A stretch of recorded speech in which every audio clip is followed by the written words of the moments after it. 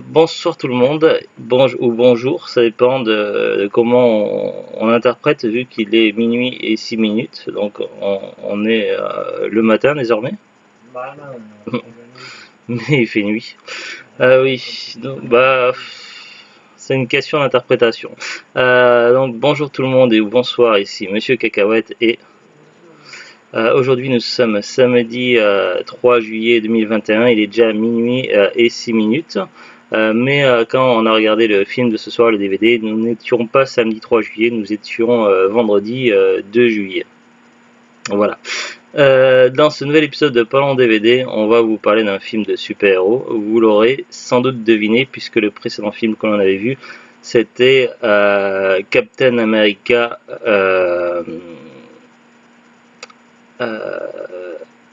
Je sais plus, il y avait un 2 points et une suite au titre Captain America. Premier Avenger, non, je crois que c'était ça. Du coup, Captain America était l'avant-dernier film de la phase 1.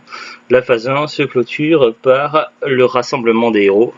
Donc, dans les films de la phase 1, nous avions Iron Man, encore Iron Man dans le deuxième film, Iron Man, l'incroyable Hulk, Thor, Captain America, je crois que c'est tout.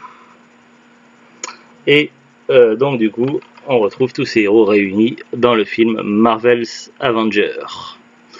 Donc nous avons Captain America, l'incroyable Hulk, Iron Man, Captain America, Thor, Black Widow et Œil de Faucon. Et évidemment, on retrouve Nick Fury et l'agent Coulson. Alors au niveau des acteurs, donc Robert Downey Jr. pour Iron Man, Chris Evans pour Captain America, Mark Ruffalo pour Hulk, Chris Hemsworth pour Scarlett Johansson, Jeremy Renner pour, je crois que ça va être Œil de Faucon, à moins que ce soit Tom Hiddleston, donc je sais pas. Il y en a un des deux qui doit jouer certainement Loki, et Samuel Jackson et Nick Fury. Donc là, bon, il n'y a pas tous les acteurs qui sont cités en haut. Alors, de quoi parle le film? Alors, on va déjà lire le synopsis. Lorsque Nick Fury, le directeur du SHIELD, l'organisation qui préserve la paix du plan mondial, cherche à former une équipe de choc pour empêcher la destruction du monde, Iron Man, Hulk, Thor, Captain America, Hawkeye c'est les faucons, et Black Widow répondent présents.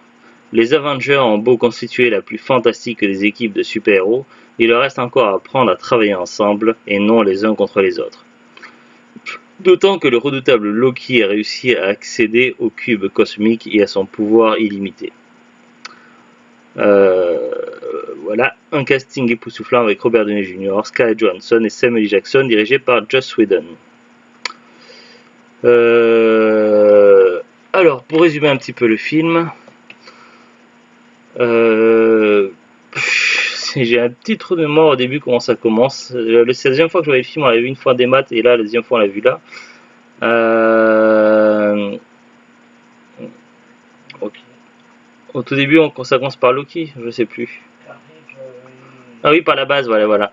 Donc la base du Shield qui est prise d'assaut par Loki, Loki qui arrive tout seul, grâce à l'intermédiaire du Tesseract, donc le cube cosmique, qui avait été repêché dans la glace par Howard Stark, le père de Tony Stark, à l'époque lorsqu'il cherchait à sauver Captain America, lorsqu'il cherchait où s'était écrasé le vaisseau de Crâne Rouge. Le problème, c'est qu'ils n'ont pas réussi à trouver Captain America, ils n'ont trouvé que le cube cosmique. Captain America, il a été retrouvé finalement 70 ans plus tard. Et donc, à travers des expériences via ce cube cosmique, finalement un portail a été ouvert et Loki en est sorti. Il a mené une attaque. Il a utilisé ses pouvoirs via son bâton. Alors, c'est pas un bâton de berger, c'est un genre de sceptre magique. Donc, via son bâton, pour pouvoir prendre le contrôle de plusieurs membres du SHIELD, d'un scientifique ainsi que de Œil de Faucon. Finalement, le cube cosmique disparaît. Alors, je sais plus pour quelle raison il disparaît à un moment donné. Ce qui fait que finalement, à la fois Loki va être et ses forces vont être à la recherche du cube, ainsi que le Shield et plus tard donc les Avengers. Donc ça commence un petit peu comme ça, et donc face à la menace grandissante et le fait qu'il fallait retrouver le cube cosmique, donc les membres qui avaient été approchés dans le projet Initiative Avenger donc sont recontactés afin de pouvoir former un groupe, alors qu'à la base le projet avait été abandonné. Puisque au vu du caractère de chaque personnage, ça semblait difficile de les faire travailler en équipe. D'ailleurs, Tony Stark avait carrément été éliminé via les analyses qui avaient été faites par Black Widow lorsqu'elle avait étudié dans Iron Man 2. Donc bref, donc ça semblait un projet difficile à mener, et finalement donc tout ce petit monde va se retrouver donc sur une espèce de base, donc une base qui peut aller sous l'eau ou dans les airs, donc une espèce d'avion géant. Avec l'incroyable Hulk, donc Bruce Banner, qui utilise ses talents de scientifique pour essayer, et sa connaissance des rayons gamma, pour essayer de retracer le Tesseract, donc le cube cosmique. Donc voilà, donc tout ce petit monde est réuni. Thor, lui, il était arrivé un petit peu par hasard parce qu'il pourchassait Loki.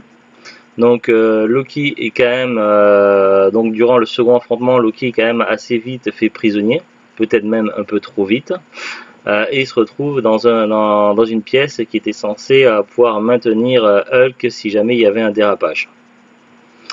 Le souci, c'est que tout ce petit monde a eu quelques petits conflits, donc il y a eu un début d'affrontement, de bataille entre Iron Man et Thor, en sachant que Captain America n'a pas vu tout ça d'un bon oeil. Donc il y a eu déjà des débuts de tension. Et le truc, c'est que ce que les super-héros n'avaient pas fait attention, c'est que Loki avait un petit peu une arme secrète, c'est-à-dire qu'il a son bâton qui était mis de côté dans une pièce du vaisseau spatial, était encore active dans la pièce du commandement, un truc comme ça, quoi. Non, il était dans le laboratoire. Dans le laboratoire? Ah, je sais plus. En fait, il était dans une pièce où finalement après ils étaient tous réunis. Le bâton de Loki était toujours actif et avait en fait une influence nocive. En fait, et le pouvoir du bâton exacerbait donc l'animosité que chacun ressentait entre eux, et donc ça a contribué à faire en sorte qu'ils se méfient de plus en plus les uns des autres, et à ce qui se provoquent et qui se chamaillent. Tout ça, ce qui a permis de créer une diversion qui, pendant ce temps, je suis en train de tous d'expliquer, je suis désolé. Ouais, et ce qui permet donc du coup l'évasion de Loki, et qui va du coup partir à la recherche du cube cosmique pour mener ses plans et préparer une invasion extraterrestre avec toute une armée qui sera à sa disposition. Mais évidemment, Loki a un supérieur et devra rendre des comptes à un moment donné. Donc Loki qui a toujours en travers le fait que Thor lui a empêché donc de devenir le roi d'Asgard, et du coup utilise ce nouveau plan pour aller à ses fins. Donc grosso modo c'est ça l'histoire. Donc il va y avoir des tensions au sein des super-héros donc pendant une période. Finalement, après une période où ils seront un petit peu désœuvrés, tout ça, et qui vont devoir penser leur plaie et reprendre leur force, finalement, ils vont tous s'unir, et là va commencer la scène de la grande bataille du film qui va durer tout le restant du film jusqu'à la fin quasiment. Et cette scène-là est incroyable et vraiment spectaculaire, donc ça vaut vraiment le détour. Donc il y a de l'action, il y a de l'humour, il y a un petit peu tout durant le film, mais surtout c'est la scène finale de la grande bataille contre Loki et l'invasion extraterrestre, qui est tout simplement incroyable, où chaque super-héros donne le meilleur d'eux-mêmes et où ils apprennent enfin à travailler en équipe, et c'est là qu'ils deviennent vraiment les Avengers pour de bon. C'est également à cette période-là du film que le personnage de Hulk devient vraiment intéressant. Le problème, c'est qu'en fait, le personnage de Hulk, pour moi, l'acteur a été changé plusieurs fois en peu de temps. Bon, c'est vrai que le premier film Hulk des années 2000 et quelques, je sais plus, avec Eric Bana était vraiment très sympa et il retraçait vraiment les origines. Alors c'est vrai que le film suivant avec Edward Norton est à la fois une suite et un reboot, ça se passe après. Les deux films étaient intéressants dans l'ensemble et se complétaient. Mais déjà je trouve qu'il ne s'était pas passé énormément d'années entre les deux films, il y avait déjà eu un changement d'acteur. Bon après soit donc de toute façon le film Incroyable Hulk était le premier film avec Hulk qui faisait partie du Marvel Universe et qui faisait partie de la phase 1, donc le film d'avant ne comptait pas. Mais le souci c'est que il y a eu un truc avec Edward Norton et il a décidé de ne pas poursuivre l'histoire Marvel. Ce qui est dommage et ce qui fait que du coup Marvel et Disney ont été obligés de changer d'acteur et ce qui fait que en très peu de temps Hulk change encore une fois d'acteur et du coup cet acteur là n'a pas eu son propre film, Mark Ruffalo, ce qui fait qu'on le voit arriver un petit peu comme un cheveu sur la soupe. En plus on n'a pas eu le temps de vraiment découvrir le personnage de Bruce Banner et d'Hulk à travers ce personnage là, à travers cet acteur là, ce qui fait qu'au début on est un petit peu étonné et puis moi je l'ai trouvé je sais pas, j'ai trouvé mal à l'aise alors que Bruce Banner était quand même assez sûr de lui dans la peau d'Edward Norton, tandis que là ça change complètement le caractère entre les deux Bruce Banner, donc c'était assez déstabilisant. Et bon, c'est vrai que c'est normal que Bruce Banner soit méfiant et pas un petit peu paranoïaque après tout ce que le gouvernement a fait contre lui. C'est normal qu'il se méfie du Shield, donc il n'y a pas de souci. Là-dessus, ça reste logique et crédible. Néanmoins, il avait commencé à apprendre et à gérer petit à petit à travers les deux films d'avant sa force, sa métamorphose de Hulk, et là on a l'impression d'avoir un retour en arrière. Donc c'est un petit peu déroutant et du coup j'ai moyennement apprécié le Bruce Banner et le Hulk de la première partie du film.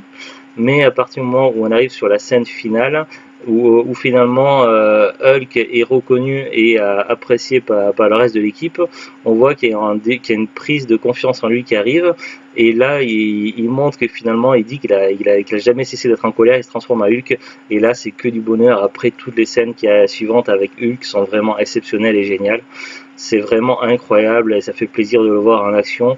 Et on voit même parler sous forme de Hulk, tout ça, et il est même drôle. Donc voilà, c'est juste incroyable à ce moment-là. Et voilà, donc c'est dommage, le personnage de Hulk met du temps à devenir, et de Bruce Banner met du temps à devenir intéressant dans ce film-là. Après, certains super-héros sont un petit peu effacés par rapport à d'autres. Par exemple, le Thor, j'ai trouvé moins marquant que dans son propre film. Là, il a un petit peu moins de place dans ce film Avenger que Captain America ou Iron Man, ou que Hawkeye et Black Widow. Donc après, oui, c'est difficile de faire cohabiter le même temps de scène pour chaque personnage super-héros, c'est pas évident. Donc, mais voilà, le film est quand même très sympa. Mais ce que j'ai préféré, c'est quand même la deuxième moitié du film. Après on a le générique, donc il y a aussi un petit caméo de Stan Lee assez court, mais il est plutôt vers la fin du film si vous le cherchez. Après très vite au début du générique de fin, on a une première scène de post-générique. Dans ce film là il y a deux scènes post-génériques, ce qui est assez rare. En général il n'y en a qu'une dans les films Marvel. Donc la première, mais ça arrive de temps en temps, c'est pas la première fois qu'il y a un film Marvel avec deux scènes post-génériques. En général, on a une première scène post-générique qui est assez rapide dans les débuts du clap de fin, on appelle ça du générique de fin, et la seconde scène est vraiment tout à la fin. Donc là, c'est quelques instants après que le générique de fin a commencé, où on voit en fait le chef qui était derrière Loki, tout ça, et en fait on voit vraiment Thanos pour la première fois. Et on s'imagine que c'est seulement le début des problèmes qui arrivent. Et puis finalement après on a tout le générique de fin et là on a une seconde scène, donc la vraie scène post-générique, où en même temps c'est normal qu'elle est un petit peu particulière par rapport aux scènes post-génériques habituelles, mais en même temps ça paraît logique puisqu'on est sur le dernier film de la phase 1, donc ça ne pouvait pas annoncer le film suivant. Puisque au moment où ils avaient fait la phase 1, ils savaient à peu près où ils allaient et donc il y avait toujours une scène post-générique qui annonçait le film suivant.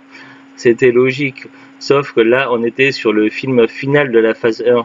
Donc ils ne savaient peut-être pas encore exactement quoi, ni quel serait le prochain film de la phase 2. Donc du coup, la scène post-générique de fin n'annonce pas le prochain film Marvel. Donc à la place, on voit qu'ils ont tous pris la pause et voilà, ça a été dur pour eux tout cet affrontement. Ils sont donc tous réunis ensemble, donc Tony Stark, Captain America, mince, je sais plus, Chris Evans. Non, Chris Evans c'est l'acteur, mince. J'ai trop de mémoire. Le nom de Captain America. Steve Rogers, voilà. Steve Rogers, Tony Stark, l'acteur joué par le personnage joué par Mark Ruffalo, Bruce Banner, voilà, Bruce Banner, Black Widow, donc je sais plus comment elle s'appelle, Natasha, ouais, et des Faucons et Thor, donc ils sont tous réunis à table dans un fast-food, un style McDo, mais on voit pas clairement c'est quel fast-food. Ils sont tous en train de bouffer comme ça, et la scène post-générique dure 2 ou 3 minutes comme ça. Non, peut-être, ouais, au moins peut-être une minute quand même. Si, elle est quand même un petit peu longue. Mais voilà, la scène, on les voit comme ça en train de bouffer pendant un instant, et il ne se passe rien, ils disent rien, ils mangent, c'est tout. Et la scène s'arrête. Donc voilà. Mais du coup, c'est assez marrant. Et c'est la première fois que j'ai envoyé cette scène post-générique. Donc voilà, c'est la découverte. Voilà ça grosso modo. Donc un film explosif, très intéressant. C'est peut-être pas le meilleur film Marvel, mais il est plutôt cool à regarder. Mais c'est surtout la scène de la bataille contre l'armée extraterrestre qui est le meilleur moment du film, je pense. Après, globalement, le film est assez bon dans l'ensemble. Avec pas mal de petites taquineries, des petites blagues aussi. Alors, on va regarder ensemble la fiche Wikipédia du film. Avenger ou Avenger le film au Québec et au Nouveau-Brunswick, Marvel The Avenger. C'est un film de super-héros américain coécrit et réalisé par Joss Whedon, sorti en 2012. Il se base sur l'équipe de super-héros du même nom, les Vengeurs en français, apparaissant dans le comic book publié par Marvel Comics. 6e film de l'univers cinématographique Marvel, il clôt la phase 1. Les interprètes des 6 Avengers sont Robert Downey Jr., Chris Evans, Chris Hemsworth, Scarlett Johansson, Jeremy Renner et Mark Ruffalo. Dans ce premier des 4 films de la série Avengers, Iron Man, Captain America, Thor, Hulk, Clint Barton, avec des faucons, Clint Barton, et Natasha Romanoff doivent tenter de travailler en équipe afin d'empêcher le frère adoptif de Thor, Loki, d'envahir la Terre. Ah oui, j'ai adoré quand Hulk se mesure à Loki à l'affrontement, et il est assez bref, mais ça montre quand même, d'ailleurs il y a plusieurs scènes qui montrent quand même que Hulk est vraiment incroyable, quoi. Mais voilà, Loki qui se prend pour un dieu et qui pense faire face à Hulk, c'est risible. Voilà, Hulk est vraiment extraordinaire. Il est incroyable d'ailleurs. Le petit jeu de mots est fait. Le film reçoit des critiques positives de la presse spécialisée et établit plusieurs records au box-office américain, parmi lesquels le meilleur premier week-end d'exploitation en Amérique du Nord. Le film est également le plus rapide à atteindre la somme de 1 milliard de dollars de recettes. Il récolte au total 1,519 dollars, 1,519 milliards de dollars, faisant de lui l'un des plus gros succès du box-office mondial. Bon, la synopsis qui raconte tout. Après, il y a 2 scènes. Donc, la scène intergénérique, ils appellent ça, et après la scène post-générique. Je connaissais pas le terme, scène intergénérique.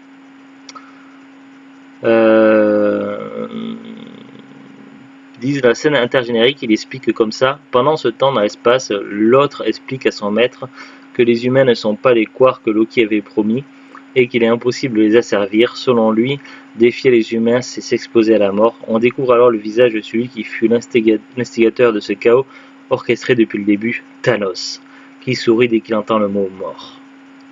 Et la scène post-générique, dans un restaurant dévasté à la suite de l'attaque Chitauri, à la suite de l'invitation d'Iron Man, les Avengers épuisés mangent des shawarmas. Ah oui, c'est vrai qu'ils font allusion à ça dans le film, les shawarmas.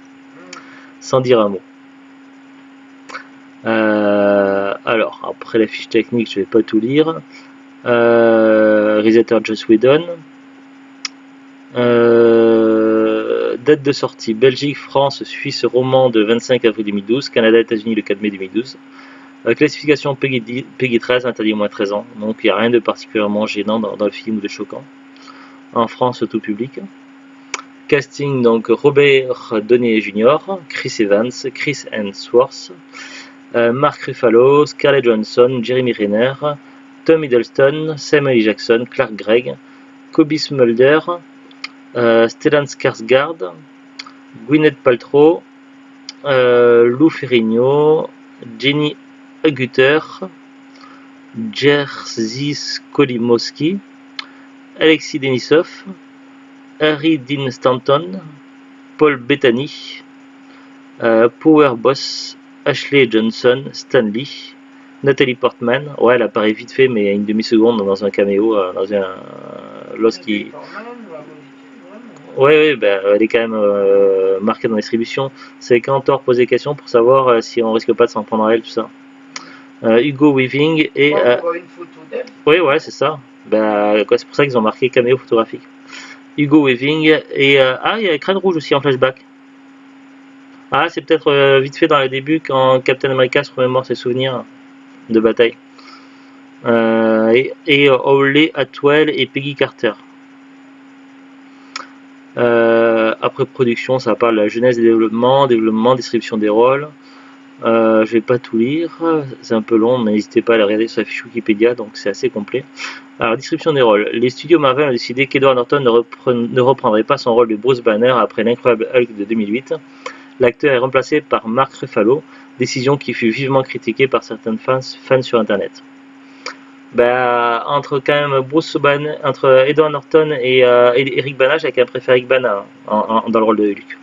Après, Mark Ruffalo, je m'y suis fait, mais c'est vrai qu'au début, c'est un peu déstabilisant. Après, ça parle du tournage, des musiques, tout ça. Version commercialisée des CD, enfin, tout un bazar. De la promotion, accueil critique. Alors, sur Rotten Tomatoes, 92%, ce qui est énorme, c'est vraiment une très très bonne note, avec une note moyenne de 8,05 sur 10 pour 354 commentaires. Sur Metacritic, 69 sur 100, un petit peu moins, mais c'est plutôt pas mal aussi, pour 43 avis. Allociné, 4 sur 5, ce qui est plutôt inhabituel. En général, Allociné, les notes c'est quasiment toujours 3 sur 5. Donc c'est un petit peu au-dessus, donc c'est plutôt vraiment pas mal. Je crois que j'ai jamais vu un 5 sur 5 à Allociné. Donc ça doit être exceptionnel quand ça arrive. Voilà, pour 25 titres de presse. Les spectateurs interrogés par CinemaScore ont attribué la rare note de A+. L'échelle va de A plus à F, ce qui est vraiment très très bon. Après ça parle du box-office, des distinctions, donc il y a beaucoup de distinctions, des nominations, tout ça. Les références, alors les références. Référence à d'autres œuvres, Hulk s'écrase sur Terre sur une usine désaffectée. Bruce Banner reprend ses esprits sous sa forme humaine. L'agent de surveillance Harry Dean Stanton lui demande s'il est un alien. Cette parole fait référence au film Alien le 8e passager dans lequel Harry Dean Stanton joue un autre rôle. Ah d'accord. Dans le film aussi, Tony Stark porte un t-shirt du groupe Black Sabbath en référence à leur chanson Iron Man en 1970 et présente dans le premier film du groupe. Ah là, ils le disent pas dans les références à d'autres œuvres, mais à un moment donné, il y a une petite blague marrante avec Galaga, donc un jeu vidéo rétro. Qui est plutôt sympa, j'y ai joué un petit peu quand j'étais plus jeune. Enfin, j'ai joué quand même plus à Space Invaders, mais Galaga est assez sympa, donc il y a une petite référence et on voit brièvement Galaga à un moment donné dans le film. Qu'est-ce qu'ils disent d'autre autour du film? À la fin du film, on se rend compte que le A du nom de famille de Tony, donc le Stark, sur la face de la tour a été étonnamment façonné pour former le futur symbole des Avengers. Le film comprend des problèmes de cadrage avec l'apparition d'une bande noire étroite à gauche de l'écran sur certaines scènes. Ah, j'ai pas remarqué. Après, ça parle de la distribution de Disney, tout ça. Bon, je vais pas tout lire, ça sera un petit peu long sinon. L'édition en DVD. Le film est sorti en DVD et Blu-ray le 29 août 2012 chez The Walt Disney Company France. Il y a un jeu vidéo qui était sur Gameloft, a développé The Avengers The Mobile Game, sorti sur J2ME. Après, il y a des suites, donc une première suite Avengers l'ère d'Ultron, réalisée par Joss Whedon, sorti le 22 avril 2015. Celui-là, on l'a vu au cinéma avec Zulut, on l'a vu qu'une fois. Et puis le film Captain America Civil War. C'est pas une suite d'Avengers, mais pourquoi ils le mettent dans les suites? Ouais, mais parce que normalement, c'est des suites d'un film de même titre. Sauf que c'est pas un Avenger, Captain America Civil War, même s'il y a beaucoup de personnages quand même. Même s'il y a beaucoup de personnages, à la base c'est un Captain America, c'est pas un Avenger. Mais ils le mettent dans les suites. Réalisé par Anthony Joe Russo en 2016, et bien que non nommé, comporte la quasi-totalité des Avengers, à l'exception de Thor et Hulk qui s'affrontent entre eux. Un troisième opus intitulé ah ben oui, puisque Thor et Hulk ne sont pas là dans Civil War parce qu'ils sont dans l'espace quelque part, dans Thor 3, mais non on l'a pas vu Thor 3. C'est pour ça que c'était pas présent dans Civil War. Après ils disent un troisième opus intitulé Avengers Infinity War, donc celui-là on l'a pas vu. Réalisé par Anthony Joe Russo, sorti le 25 avril 2018, et un dernier opus, quatrième opus, Avengers Endgame, sorti en 2019, celui-là non plus on l'a pas vu. Voilà, donc normalement il y a 4 films Avengers, mais avec Captain America Civil War ça fait 5, si on le compte. Voilà, c'est tout pour la fiche Wikipédia. Le DVD, nous on l'avait acheté en brocante, donc on l'avait payé 1€, donc c'était il y a un certain nombre d'années. Là, si on regarde sur internet, par exemple sur Amazon, donc expédié vendu par Amazon 9 à 10€, donc il est encore commercialisé. Voilà, c'est un prix standard, donc maintenant 9 c'est un peu difficile de trouver moins cher, sauf peut-être si on passe par des particuliers ou quoi. Après, si on s'en fiche du 9 et qu'on part sur l'occasion, il y a moyen de trouver facilement le DVD entre 1 et 5€. Le DVD est assez courant. Donc voilà. En tout cas, si vous voulez faire toute l'histoire des films Marvel, il le faut pour clôturer la phase 1. C'est tout. Sur ce, donc, on vous souhaite un beau week-end. À très bientôt et au revoir. Au revoir.